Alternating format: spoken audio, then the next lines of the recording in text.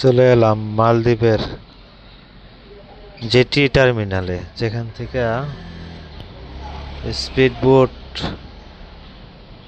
বিভিন্ন আইল্যান্ডে যায়। মালদ্বীপের যাতায়াতের প্রধানত স্পিড বোটই ব্যবহার করা হয়, কারণ এই দেশের মানুষ চলাচলের জন্য স্পিড বোট ব্যবহার করে। এক আইল্যান্ড থেকে আরেক আইল্যান্ডে যাওয়ার জন্য স্পিড বোট ব্যবহার হয়। এই স্পিড বোটগুলি যেগুলি এক আইল্যান্ড থেকে আরেক আইল্যান্ডে যাওয়া হয়, এগুলি দুইটা ইঞ্জিনের হয়। এক ইঞ্জিনের আছে ছোট কুসা, 2 ইঞ্জিনের, 3 ইঞ্জিনের, 4 ইঞ্জিনের, এইভাবে 6 ইঞ্জিন পর্যন্ত আছে। কারণ মালদ্বীপের ছোট ছোট দ্বীপ লইয়া একটা মালদ্বীপ, এক দ্বীপে থেকে আরেক দ্বীপে যাওয়ার জন্য শুধু স্পিড বোট ব্যবহার করা হয়।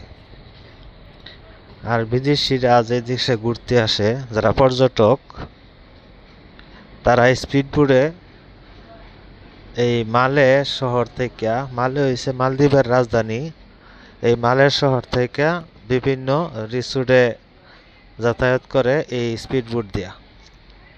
স্পিড বোটে যাতায়াতে খুব ভালো, কারণ স্পিড বোট খুব স্পিডে দ্রুতগামী একটা বাহন, অল্প সময়ের মধ্যেই রিসোর্টে চলে যেতে পারে।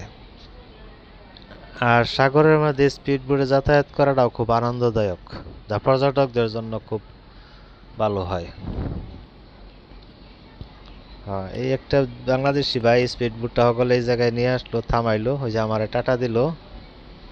এই ছোট্ট একটা নৌকা, একটা ইঞ্জিনের, এরকম 2 ইঞ্জিল, 3 ইঞ্জিল, 4 ইঞ্জিল, ওইভাবে 6 ইঞ্জিল পর্যন্ত আছে। এটা ছোট বড় বিভিন্ন ধরনের আছে। যে মালদ্বীপে কোনো বাস ব্যবহার করা হয় না, খুব কম, অল্প কয়েকটা বাস বেশি না, কারণ ছোট আইল্যান্ড তো, এটার মধ্যে মোটরসাইকেলে ব্যবহার করা হয় বেশি, তাই বিভিন্ন দিকে যাওয়ার জন্য স্পিড বোট ভালো হয়।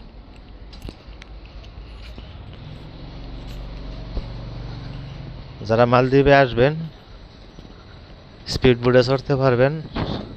সাগরে ভ্রমণ করার জন্য স্পিড বোট খুবই ভালো।